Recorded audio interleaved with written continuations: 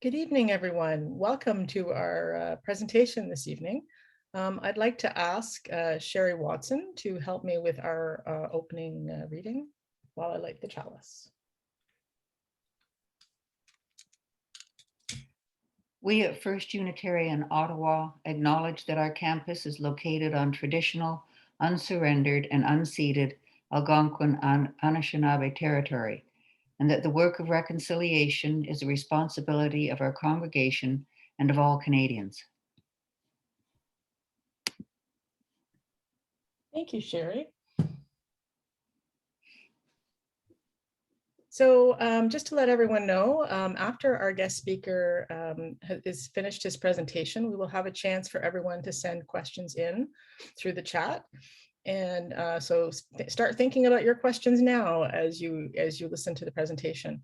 I'd like to introduce our special guest, Bruce Knotts. Bruce has been doing international work throughout his lengthy career, including starting early on as a Peace Corps volunteer in Ethiopia. He's worked at the World Bank in Somalia, and then he had a very long career as a US diplomat in many assignments worldwide, including in India, Sudan, and Zambia, where he served as the Deputy Chief of Mission. Bruce retired from the Foreign Service in 2007 and began directing the Unitarian Universalist United Nations Office in 2008.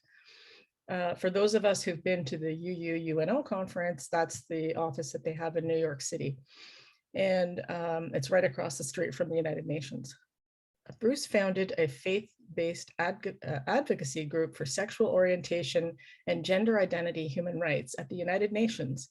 And he continues to advocate for the rights of women, Indigenous people, and for sustainable development in moral terms of faith and values. Bruce also has many Canadian ties, including the fact that he married Isaac Humphrey in Vancouver in 2006. Bruce continues to be involved on many committees and boards related to international human rights and serves as a trustee of the Parliament of the World's Religions and as a commissioner for the Buddhist Tzu Chi Foundation. We are so pleased to welcome Bruce to speak to us tonight. Thank you for coming, Bruce.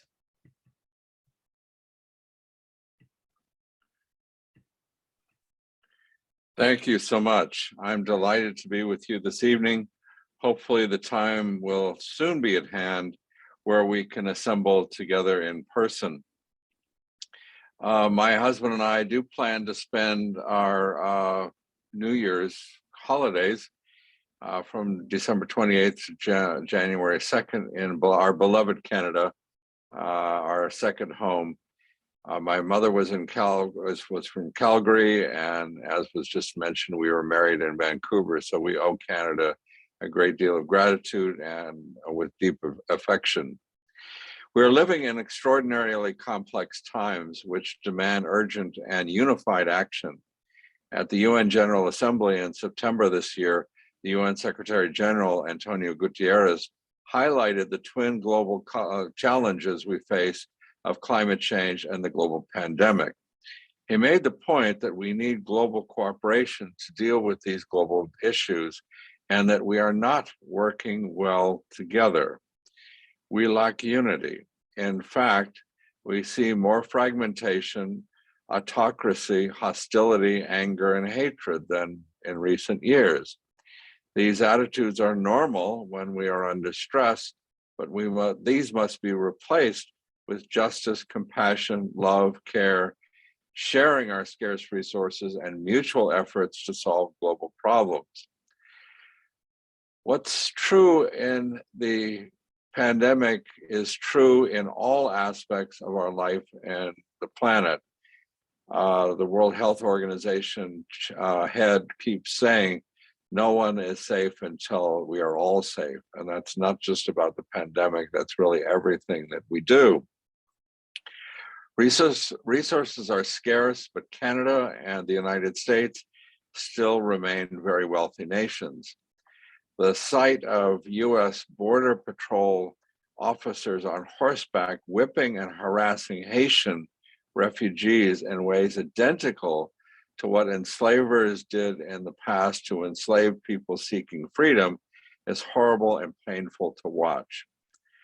Both our nations are flying desperate Afghan refugees who deserve our support. We're bringing them to our countries and they deserve our support. But in doing so, we cannot turn our back on our neighbors. Haiti is a special case. Haitians fought in the American Revolutionary War to gain independence from Britain. Then they fought against Napoleon's troop to gain independence in their own country. And once they got independence, they got no help from the Americans or the British. After defeating Napoleon, Napoleon was so frustrated and he spent so much money on the war that he sold his Louisiana territories to the United States for $15 million, which is about a third of present-day United States. America responded to Haitian independence with hostility and fear that Black independence in Haiti would inspire enslaved American Blacks to fight for their freedom in our country. Letters from the founding fathers, especially enslaver plantation owners in Virginia, stressed the panic American enslavers felt about the revolution in Haiti by formerly enslaved people on that island. It is very possible, or is it possible, that Haitians today prompt the same fear in the hearts of white supremacists as they did in 1804 when Haiti became the second independent nation in this hemisphere. I hope we can give Haiti a break. Both Canada and the United States are in the process of dispelling some of the myths of past heroism and looking at our history with far more clarity. I have long believed that the American Revolution was fought to perpetuate slavery in the American colonies. Many scholars agree. The 1772 case of James Somerset, an enslaved man, found it was found in his case that British common law did not allow slavery on British soil. This case profoundly frightened Virginia planters and led to the fight for independence in 1776, just 3 years later. Note that of the America's first 12 presidents, 10 were Virginia enslaver planters. Americans had other grievances, of course, against British rule, but it was the fear that if Virginia and other colonies dependent on slavery were to remain under British rule, slavery would sooner or later be abolished. The founding fathers of our country owed too much of their vast wealth to the system of slavery to allow it to be abolished. America continues to suffer grievously from this original sin. That's why our labor movement is so weak.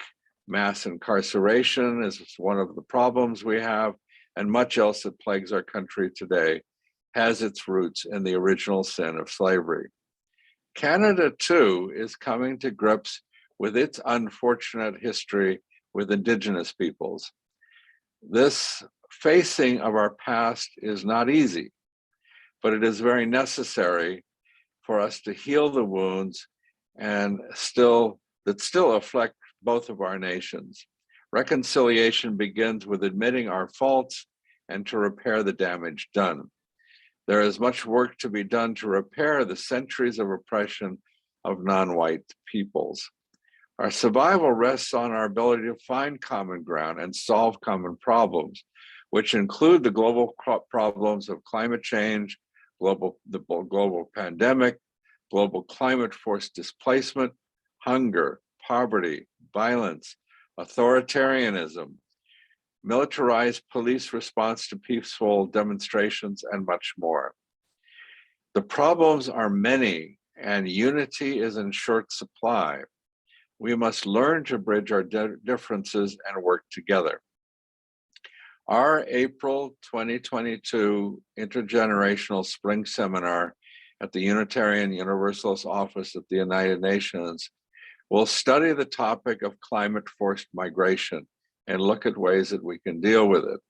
The seminar this year, or in the coming year, 2022, will be offered virtually and with local discussion groups. This is a brand new thing we're going to try. So we will have discussion groups in Canada and the United States.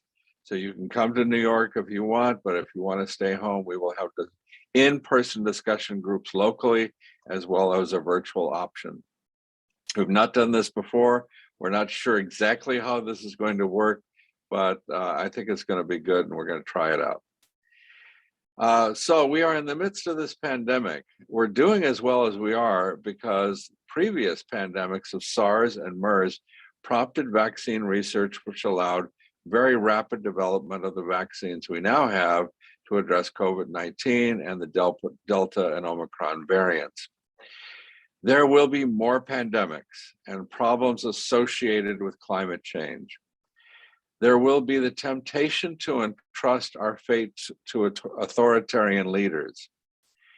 Our long history on this planet has proven that choosing the authoritarian option is always a grave mistake.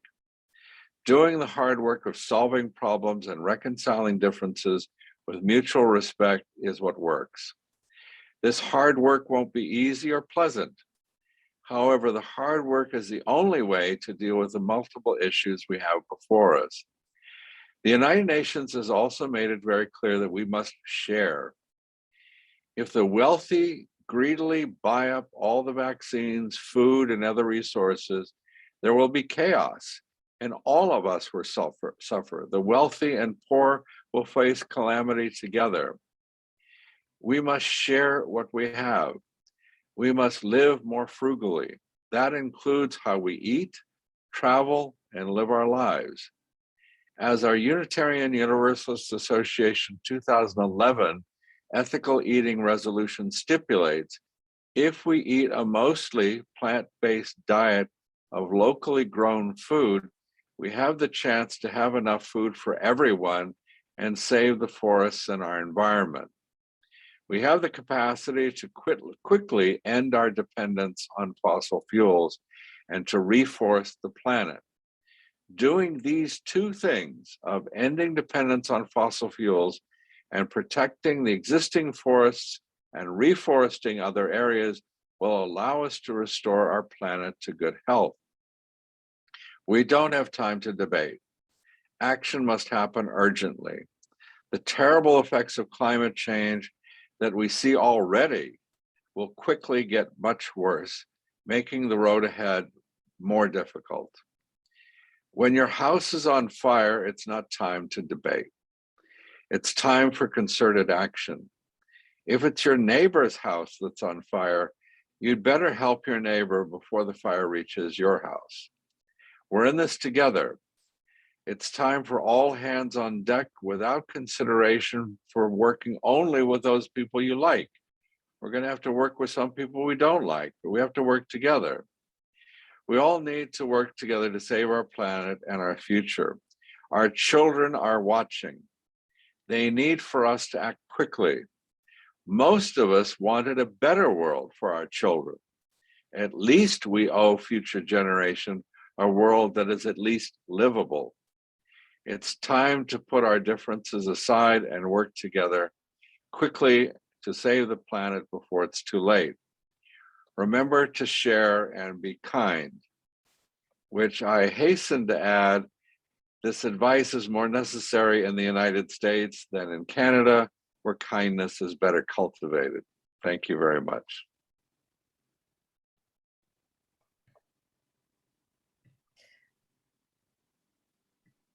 So we're going to now have a chance to have some discussion.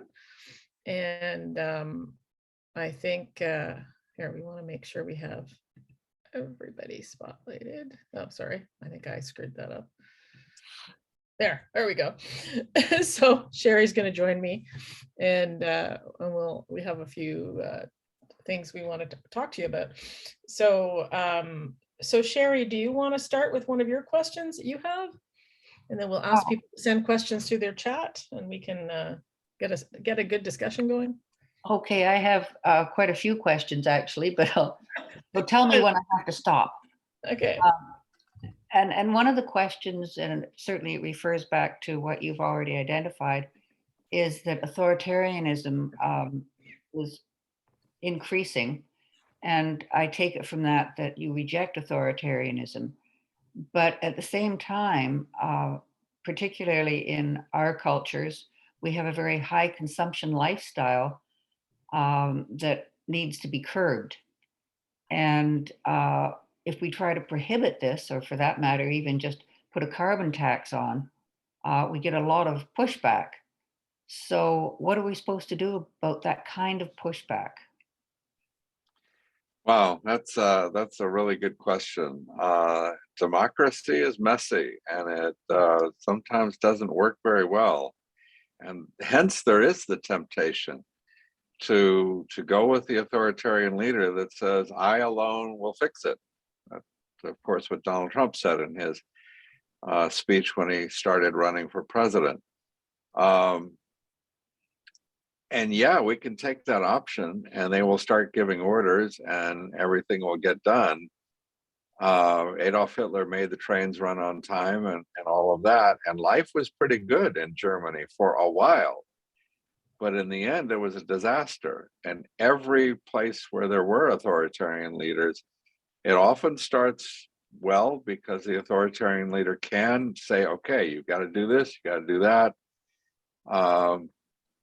And we somehow have to make our democracies work. Here in the United States, President Biden has tried to make vaccine mandates. The courts have now come in and said, no, he can't do that. He's fighting back in the court, so we don't know where that's going to be. Vaccine mandates are a very contentious issue in the United States, and yet it's necessary to save all of us. So I don't have an easy answer for this. I just know that if we go for the authoritarian option, I don't mind democracies being more authoritarian as long as democracy is preserved. But when you start handing things over to one man, and it's always one man, it's never a woman, when you hand things over to one man to fix everything, it always ends badly. I'm convinced of that. So I do have a question from someone in the audience, and it's about your comments about Haiti. Helping Haiti sounds like mission impossible.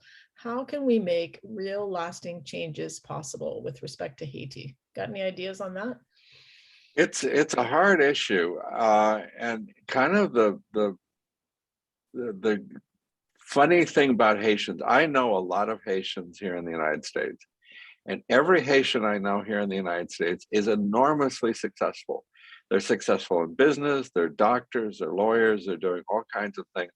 I've not seen one Haitian in this country in any kind of distress or failure or anything. They do very, very well.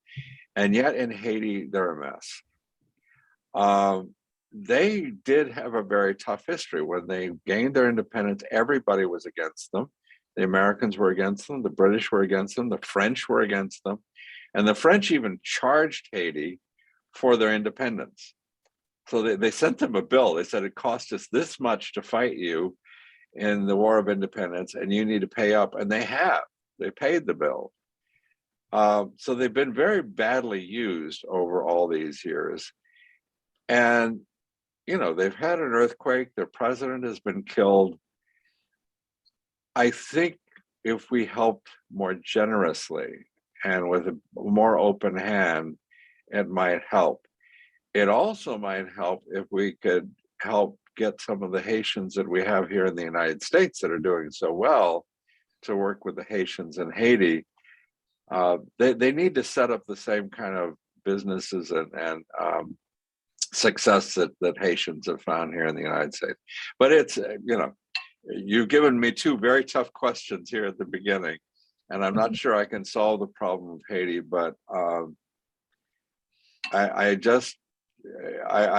have, as I said, many Haitian friends here in the United States. I really admire the success they have here, and I'm really kind of dumbfounded that they can't replicate that success in their home country. And I somehow think it's there are things that we could do to help them be more successful. So Sherry, have you got another question? Well, I guess if democracy is the way to go, and I agree with you, at some point you want to push back on government and say, you know, get moving. So what do you think about peaceful civil disobedience and that kind of pushback? I don't really have a problem with some forms of civil disobedience. When it comes to health issues, I have a real problem with that. I mean, getting everybody vaccinated everywhere, not just in our countries, but around the world, will stop the variants and it will stop the pandemic. And as long as we have anti-vaxxers that refuse to take the vaccine, which seems to be a phenomenon around the world, it's not just in the United States. And the idea of saying, all right, if you want to work at this job, you have to be vaccinated. And more and more companies are doing that. You know, you want to work here, you have to be vaccinated. If you want to fly in a plane, you have to be vaccinated. If you know, more and more aspects of life. And I think those things should be enforced. And you know, I don't understand it. I mean, I grew up in elementary school. We got polio vaccines. We got all kinds of vaccines. Nobody complained. Nobody said anything. Everybody just got vaccinated, and we beat polio. Polio was a terrible killer. We all got vaccinated, and now it's gone. And I don't understand the resistance. In the United States, we are more polarized than we've ever been. You have a certain amount of polarization in Canada, but it's not nearly as bad as it is here. And it used to be that Republicans and Democrats could agree on stuff, usually national security and things of that nature. Now they can't even agree on the time of day. And we've got to get back to a situation where we can agree on the fundamentals of our country. And I think every democracy needs to put aside their political differences for the sake of the country. So when you're dealing with national issues like healthcare or national security, or doing something about climate change and getting rid of fossil fuels, there needs to be much more unity. Otherwise, we're in bad shape. So do you think civil disobedience, you know, in rallies and I think Extinction Rebellion, you know, stop traffic on London Bridge, and that kind of disruption to get attention and say, we're really serious about this. Would you advocate or support that? Well, Reverend Susan Frederick Gray, the president of the Unitarian Universalist Association, was just arrested in Washington, D.C. for protesting in favor of passing the Build Back Better bill, which would be a comprehensive bill to fix a lot of our problems. So I believe in a certain amount of civil disobedience. I think our denomination is, you know, very much into that. I think there are limits, and I saw some pretty nasty comments about Susan Frederick Gray getting arrested. You know, she was just doing it for the publicity and all of that. I don't believe that. I think she sincerely wants to see this legislation passed, which would provide child care and better care for older people. Some of the care that you have in Canada that we don't have, we would begin to have if that bill were passed. And Reverend William Barber, the head of the Poor People's Campaign, was also there. Imam Safed Katovich was there. These are all very good friends of mine and people that I admire greatly. So I do believe in some civil disobedience, but I also believe in limits. I think that here in Canada, at least what I've seen in Ottawa, is a big divide between different groups of people on some of this stuff. And we've been having protests at hospitals and like people who are basically attacking our healthcare system because of the vaccine mandates. And there's, I mean, I know even in our own family, we have a lot of discord between different family members. And um, we're trying to come up with ideas on ways to, I don't like the word combat, like ways to influence people to come more to the middle, to have like messages of peace so that we can try to deal with things like the pandemic or other issues in a more peaceful way, right? And do you have any thoughts on how to influence the community members in terms of not being so far apart and trying to bring people together? I actually had more in my talk, which I actually deleted just before we started because I didn't want to make it too long. And I also, I'm feeling somewhat embarrassed preaching about how to get along with people to Canadians, because usually you get along very well. Maybe not so much. But people have said that if you actually sit down with an anti-vaxxer and say, okay, why do you feel that way? And if you listen to the person and talk to them, and like, what is it about the vaccine that you don't like? Why are you so adamant? And really kind of have a conversation. And it's probably not going to happen in one conversation. It's probably going to have, be a long system, but respecting the person. Because if you come at the people and say you're a stupid, dumb idiot for not getting vaccinated, which is kind of what's going through my head most of the time, but it's not going to get a good reaction from the person that's resisting the vaccine. If you sat down and say, okay, tell me why you feel the way you feel. What is it that, aren't you afraid of dying from the vaccine, from the COVID? Aren't you afraid of infecting other people? But listening, I'm more listening than talking, listening to the people and really trying to understand where they're coming from. And I think through that process, and I've actually heard experts that say that's the way to do it, but it's not going to happen, in one conversation. It may be a number of conversations with sitting down with the person, say, okay, talk to me. What is going on here? Why are you resisting this? What don't you like about it? What are you afraid of? And doing it in a way that respects that person's dignity. And it's very easy. And I think what happens is that we get so angry because it's very frustrating and it's scary. And you want to shout at these people for being so dumb and, why don't you do this? But that's not an effective strategy. Well, we have another question here that's related to this, about that nowadays the big difference between back in the 50s and 60s is that we have all this social media and the internet spreading misinformation, and the question is, how do we combat this problem of social media? What do we do about that? Like, because I know some of the sites like Facebook and Amazon, like they've been trying to stop some of it. There's actions they've been taking, but what do you think about that? And when you have to look at, I know in the States you've got the whole free speech thing, and like there's these conflicting ideas, right? No, social media is evil. It really, it's and it needs to be controlled. I think the Europeans are actually doing a fairly good job of beginning to crack down on social media. We're certainly talking about it here in the United States. Even some of the social media CEOs are saying they want to be regulated because they're getting an awful lot of pushback.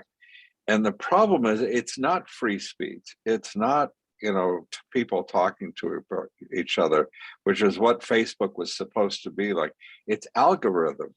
Yeah. Whatever you like, it feeds you more of. So if you're a conservative and you're a bit racist, it feeds that and makes you more conservative and more racist. If you're a liberal, on the other hand, it will feed you that. And so everybody winds up being in their own echo chambers and their own bubbles, because the algorithms feed that. And that's not normal conversation. That's not the kind of conversation we're having between us now. It's the science of social media, which is insidious. And that's what needs to be, if it's just getting people together to talk and to get to know each other, that's great. But it's the algorithms that feed people with what they want.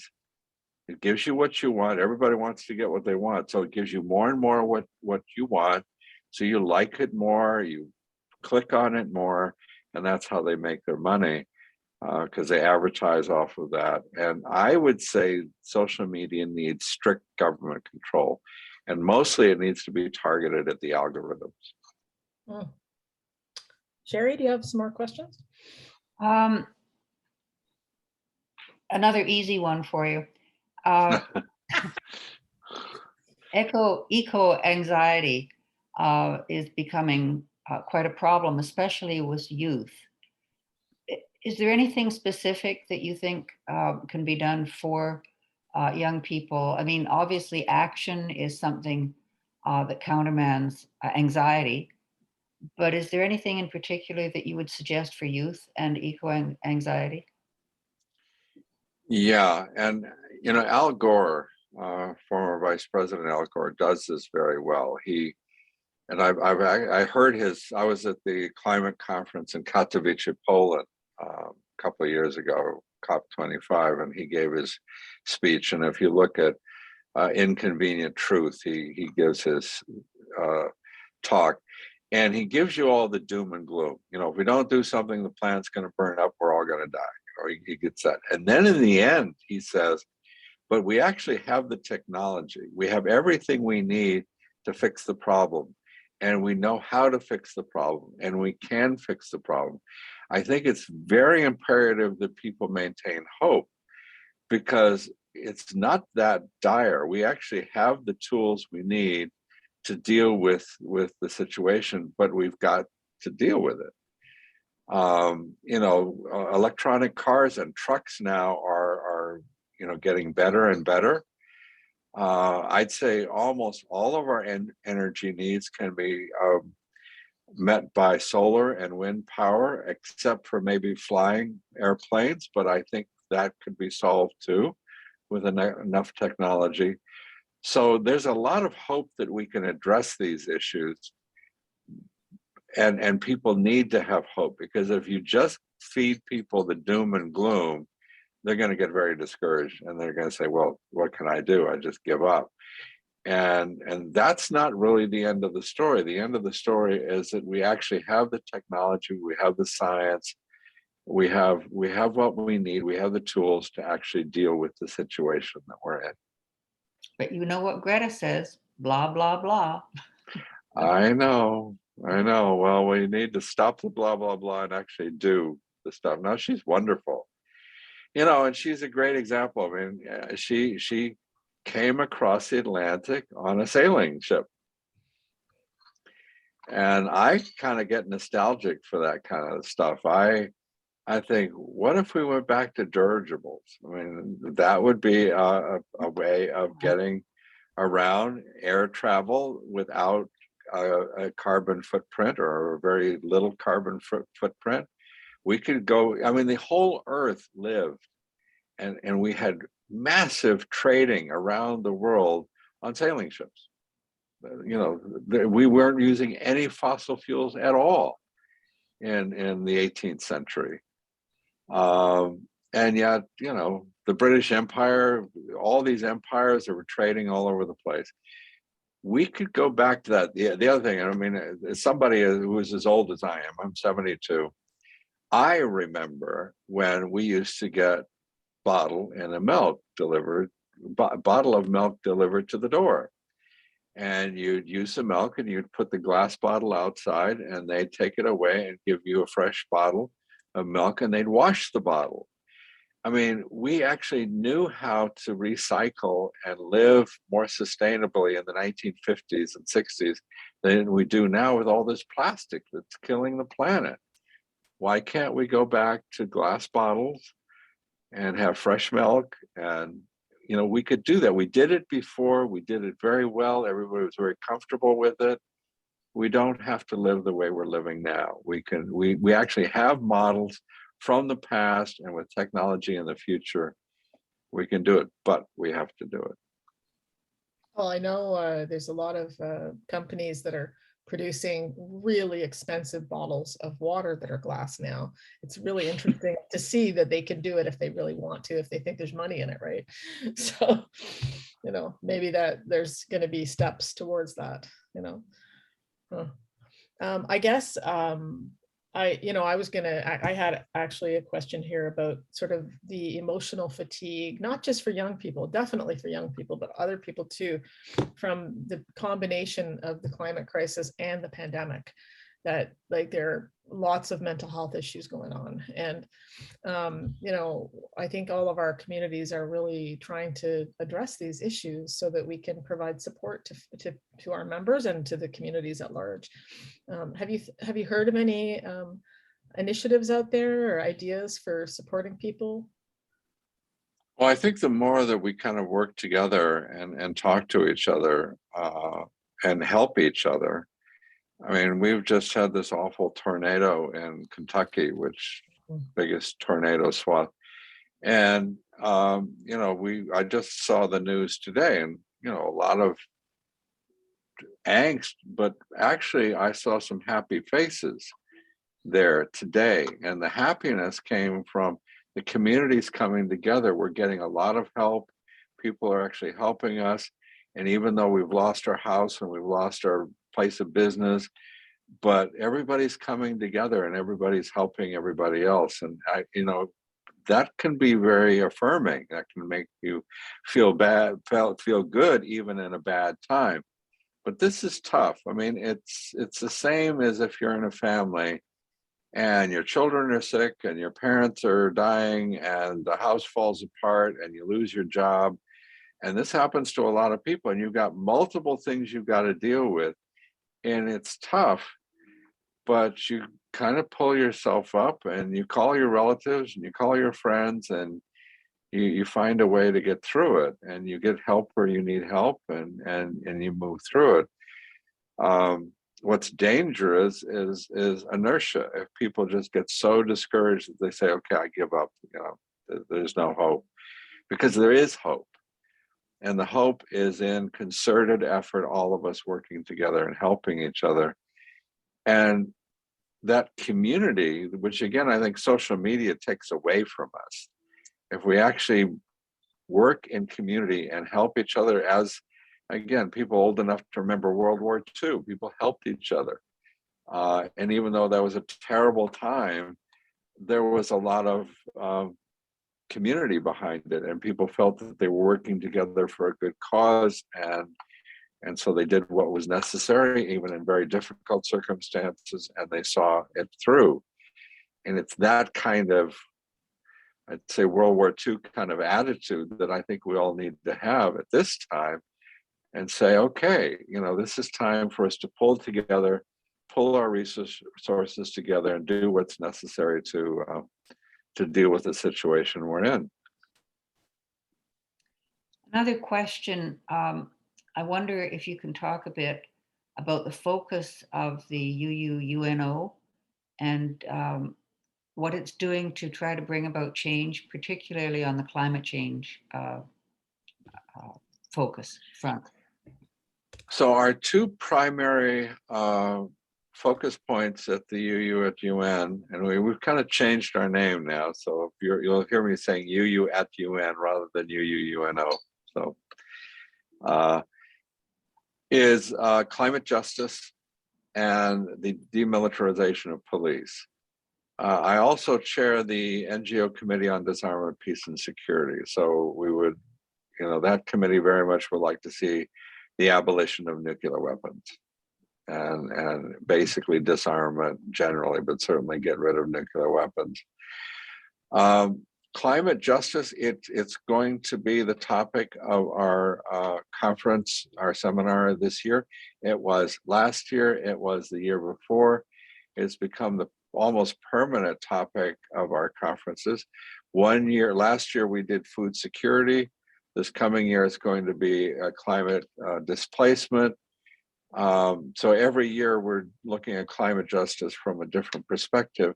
And then all during the year, we're working on these issues. And we send delegations. We sent a delegation to Glasgow. I mentioned that I went to the previous COP myself in Poland. And we have what is called UN FCCC status, which is UN Framework Convention on Climate Change, which allows us to send official delegations to climate conferences. So, you know, the top-notch people are the diplomats that are accredited by their countries, and they go there. And sort of the second tier would be official observers, which is where we are.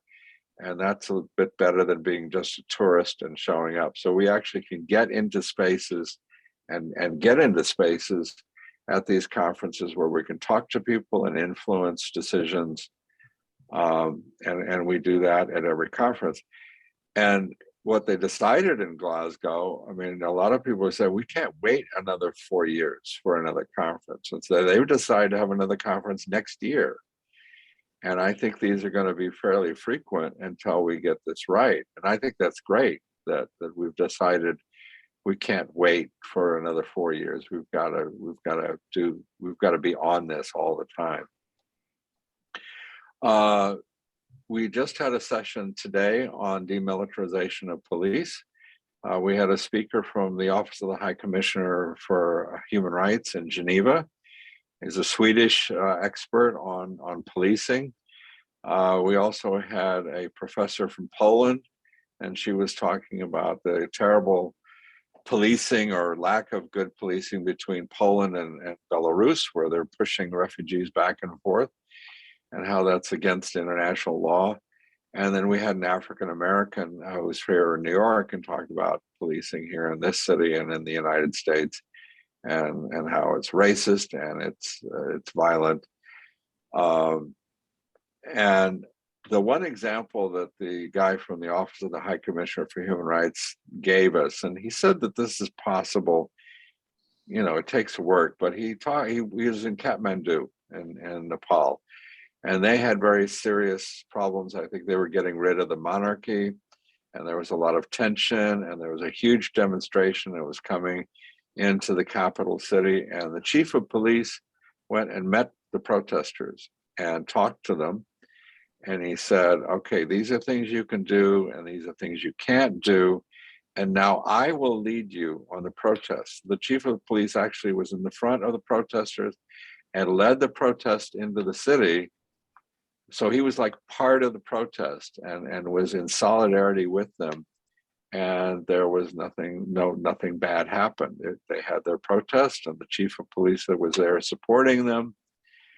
And I said, that is genius. That's just wonderful. And he said, you know, can that happen everywhere? And he said, well, no, probably not everywhere. It takes time. You have to talk to people. But we can have policing that's better than what we have in both of our countries. So that's the other thing that we're working on. I have another question from the audience. It's a quote that Bill Gates has suggested modern nuclear power as the only way to make up the energy shortfall fast enough as we get off fossil fuels. What do you think about this? We've had a number of sessions on this issue, and I've actually been put in the. I've had to argue both sides of that issue, and depending on which panel we have, sometimes I'll take one side. It is a way to have clean energy. There are risks, as we know, to nuclear energy, but it is a way to have clean energy. I don't think it's the only way. I think we should be looking for safer forms of energy, but having some dependence on nuclear power, at least in the near term, as long as, you know, there's all kinds of precautions to make the power plant safe, might be an option. I'm not a total expert on this, but I don't think that's I'm absolutely convinced it's not the only way to go. I think it can be part of the mix. I would want it to be, I'd want as little nuclear power as necessary to still have a fossil fuel free environment. And it is a way to have, good power production without fossil fuels. But it's dangerous, it's risky. Thank you. Sherry, do you have another question? A question that came from the audience to me directly. And another easy one, of course. Isn't the basic problem overpopulation? Yeah, it is. Okay, easy. Easy. No, and for some of that, I think we need to really kind of, you're talking about religious beliefs and culture. Most developed societies don't have very high birth rates. It's actually, the richer you are, the fewer children you tend to have. And it's often people, and the higher your consumption, exactly. But other people, I personally, and I'm not a Catholic, so I don't want to offend Catholics. I have a lot of very good Catholic friends, but I think the religious condemnations of abortion and of birth control and of other methods of curbing population, it's time for those religious prohibitions to be reconsidered. And I think culturally, I've had lots of arguments with Africans.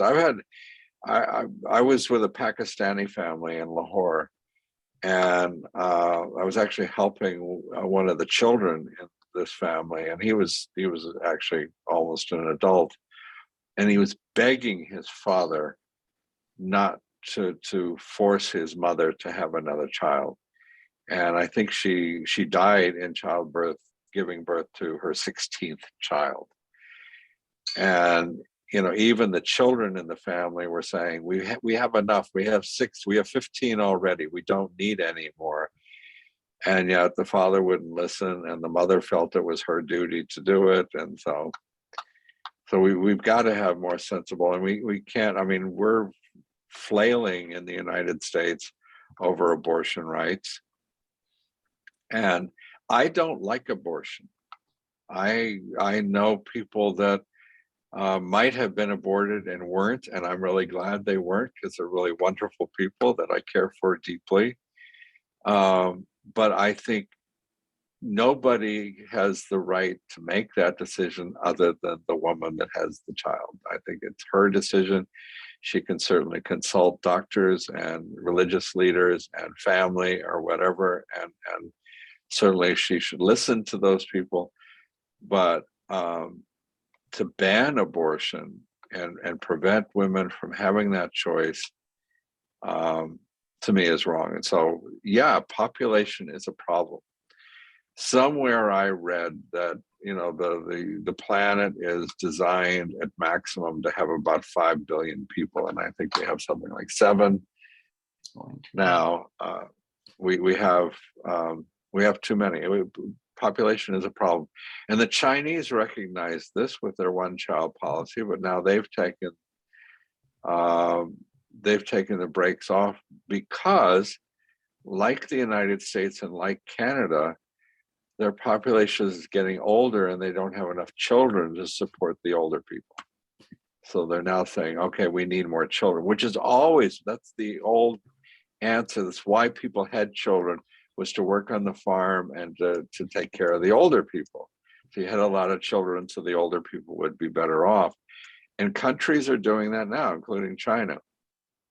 And I think, like Canada, if older people can feel like they don't need to have a lot of children to take care of them, or even the society doesn't need to have a lot of children to continue, then we can draw the population down. But yeah, we have too many people. And we are encroaching on natural areas. We're encroaching on forests, on natural habitats.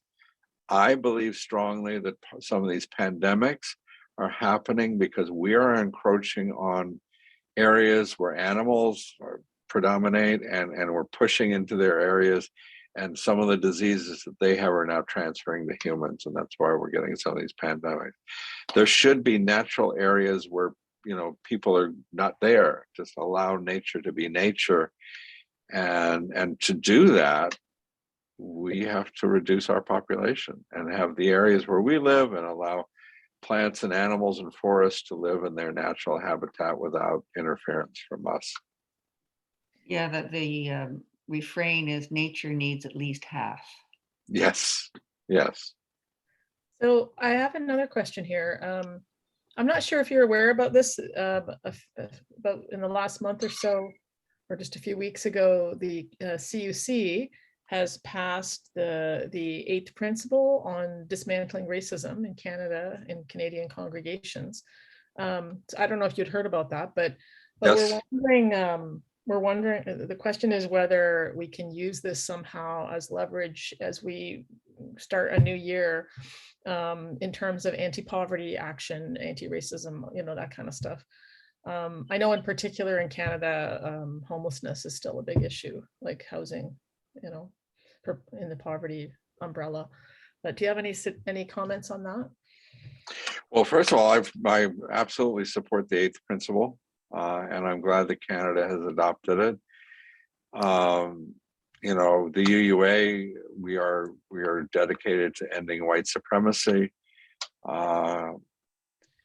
and this is all fairly recent. I mean, we all called ourselves anti-racist, like 20 years ago, 10 years ago. But the intensity in really getting rid of racism and finally getting rid of this discrimination and this racism has really amped up in our denomination, but also I think in the world.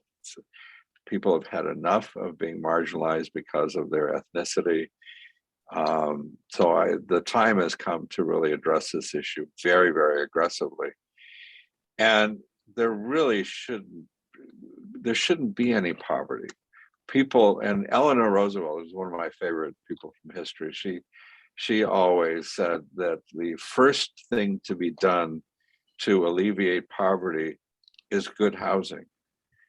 And I think if everybody has a decent place to live, then you've got a base, and then you can go look for a job, and you can send your kids to school, and everything else starts to come into place. And it's not the total answer, but everybody needs a decent place to live.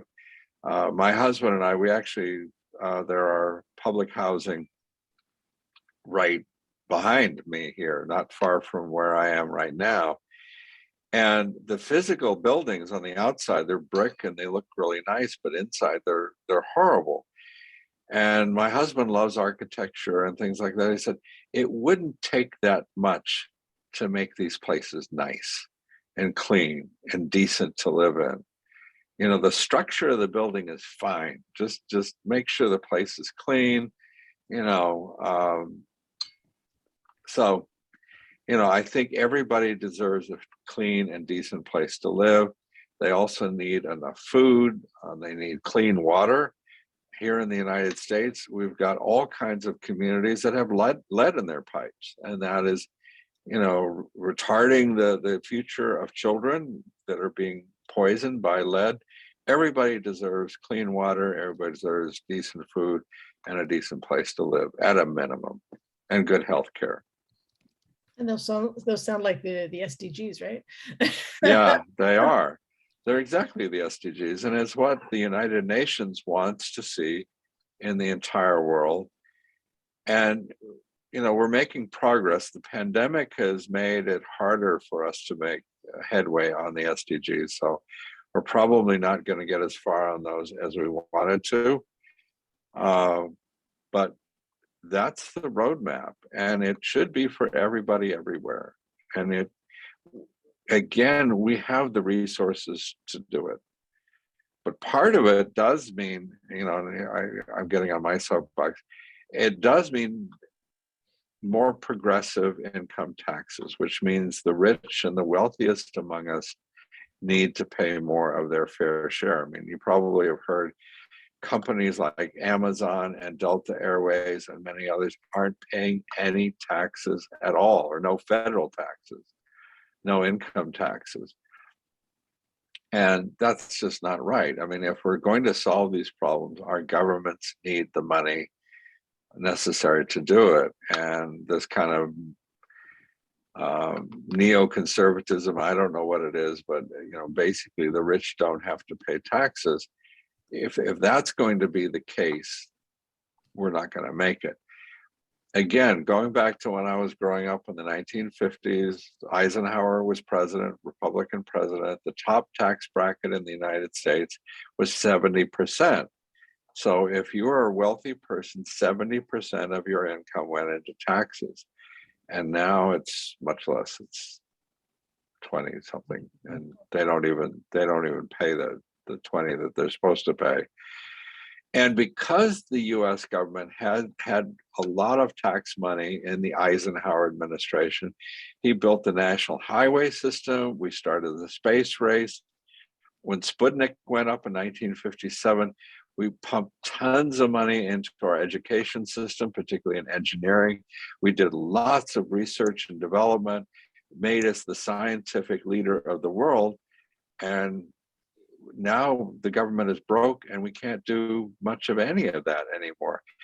And you can't get this stuff done unless there's money, and the money is there. The people with the money are sending rockets into outer space.